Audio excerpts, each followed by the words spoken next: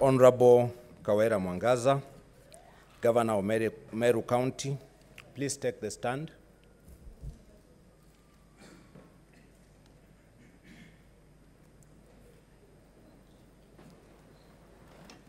Honorable Kawira Mwangaza, the Governor of Meru County, the charges against you, as received from the County Assembly of Meru, are as follows, and I quote, Charge 1, misappropriation and misuse of county resources.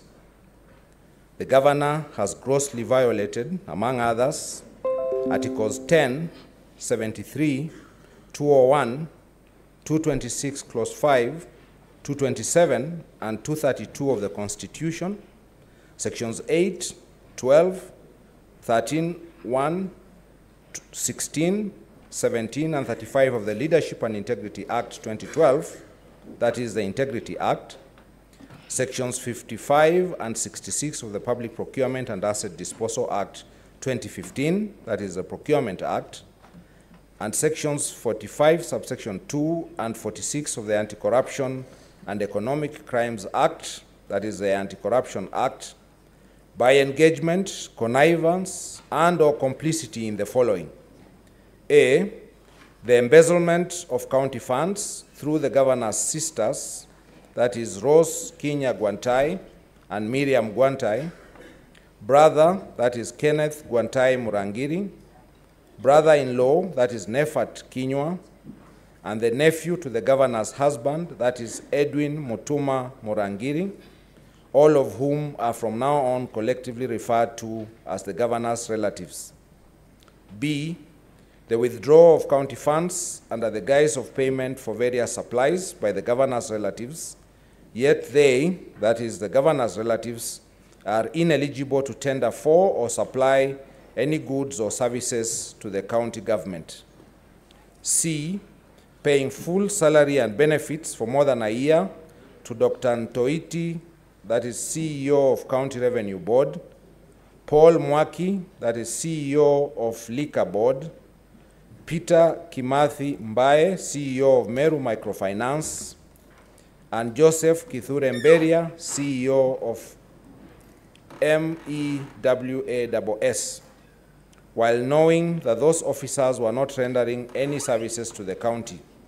And D, the diversion and misuse of county resources, including funds and motor vehicles, to run the Governor's private charity, dubbed Okolea, despite a previous promise to the Senate in the previous impeachment proceedings to refrain from conflating official county operations and Okolea operations. Charge number 2, nepotism and related unethical practices. The particulars of this charge are as follows. The Governor has grossly violated, among others, 1, Articles 10, 232, 235, and 236 of the Constitution, 2, Sections 12, 17, and 24 of the Public Officer Ethics Act 2003, 3, Sections 13(1)(b), F, 13(1)(b) and F, Section 16 and 24 of the Leadership and Integrity Act 2012, and 4, Sections 55, 59, 59A, 60, 62, 63, 64, and 65 of the County Governments Act 2012, that is the County Governments Act, by engagement, connivance, and/or complicity in the following. A, fraudulently misrepresenting the Governor's relatives as a technical team for purposes of travel to China to inspect and certify cancer treatment equipment, while knowing that the Governor's relatives are not medical professionals. B, employing Edwin Mutuma Murangiri, who is a nephew to the Governor's husband, as the CEO of Meru Youth Service, MYS, and the acting chief officer of the Department of Finance. C, the designation of Nefat Kinywa, who is the Governor's brother-in-law, as the Director of External Linkages without transparent and competitive recruitment. And D, assigning diplomatic duties, namely engagements with foreign diplomats and dignitaries to her unqualified sisters, namely Miriam Guantai, PA, and Ross Guantai, bodyguard. Charge number 3, bullying, vilification, and demeaning other leaders. The particulars of this charge are as follows. The governor has grossly violated, among others, 1, Articles 10, 19, 2, 28, 73, 75, and 179 of the Constitution. 2, Sections 9B, 19, and 24 of the Public Officer Ethics Act. 3, Sections 29 and 34 of the Leadership and Integrity Act. And 4, Sections 30, subsection 2 and 3C and D of the County Governments Act by engagement, connivance, and or complicity in, among others, the following. A, exclusion of the Deputy Governor from County Executive Committee meetings and other official functions.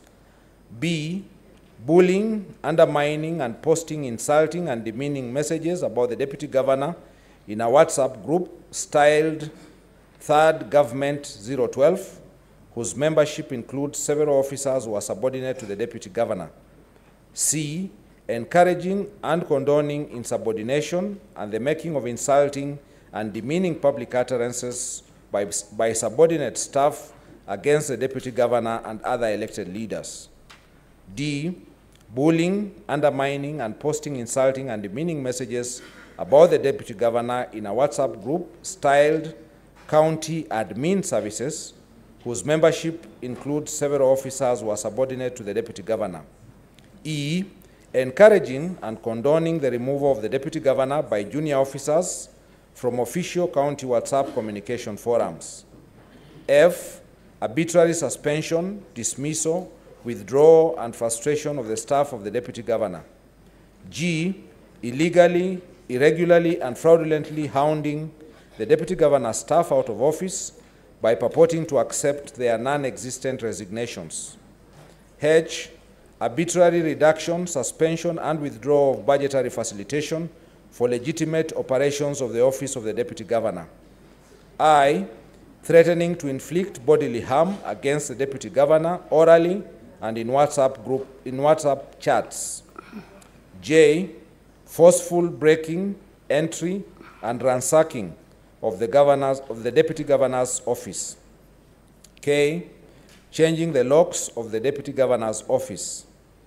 L, arbitrary relocation of the Deputy Governor's office. M, arbitrary withdrawal of security from the Deputy Governor's residences. N, persistently making demeaning public utterances against other elected leaders despite the same issue featuring prominently in previous impeachment proceedings.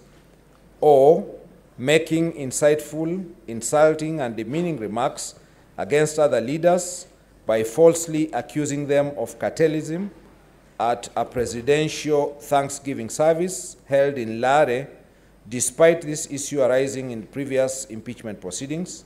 And P, encouraging, conniving, and condoning her husband's insulting and demeaning public utterances and musical performances against other elected leaders, despite this issue featuring in previous impeachment proceedings. Charge number 4, illegal appointments and usurpation of statutory powers. The particulars of this charge are as follows. The governor has grossly violated, among others, 1, Articles 10, 41, 201, 232, 235, and 236 of the Constitution. 2, Section 17 of the Public Officer Ethics Act. 3, Sections 45, 55, 59, 59A, 60, 62, 63, 64, and 65 of the County Governments Act. 4, Section 4 of the Public Appointments, County Assemblies Approval Act 2017. 5, Section 34, subsection 3 of the Public Service Commission Act 2017. 6, Section 9, subsection 2 of the Meru County Revenue Board Act 2014. 7, Section 4, subsection 2 of the Meru County Alcoholic Drinks Control Act 2014. 8, Section 11, subsection 2 of the Meru County Microfinance Corporation Act 2014, and 9, Section 18, subsection 2 of the Meru County Water and Sanitation Services Act 2014, by engagement, connivance, and/or complicity in, among others, the following: A, appointing Kenneth Mwiti Ryungu as a chief officer without county assembly approval; B, sending Dr. Ntoiti, CEO of County Revenue Board; Paul Mwaki, who is the CEO of Liquor Board; Kenneth Kimathi Mbae, the Managing Director of Meru Microfinance Corporation; and Joseph Kithure Mberia, the CEO of MEWASS, on indefinite compulsory leave with full salary and benefits, in the usurpation of the powers of the appointing authorities under the relevant Meru County laws. C, deploying other persons in breach of a court order to perform the functions of the persons alluded to in subparagraph C above. D, appointing unqualified persons, namely Edwin Mutuma Morangiri, Kenneth Mwiti Ryungu, and Gitobu Nkanata, as acting chief officers without the requisite competitive recruitment and recommendation of the County Public Service Board. E, disregarding the criteria for the establishment of offices within the County Public Service by recruiting traffic marshals without the involvement of the County Public Service Board. F, usurping the powers of the County Public Service Board by creating offices of the traffic marshals, which is the sole preserve of the County Public Service Board.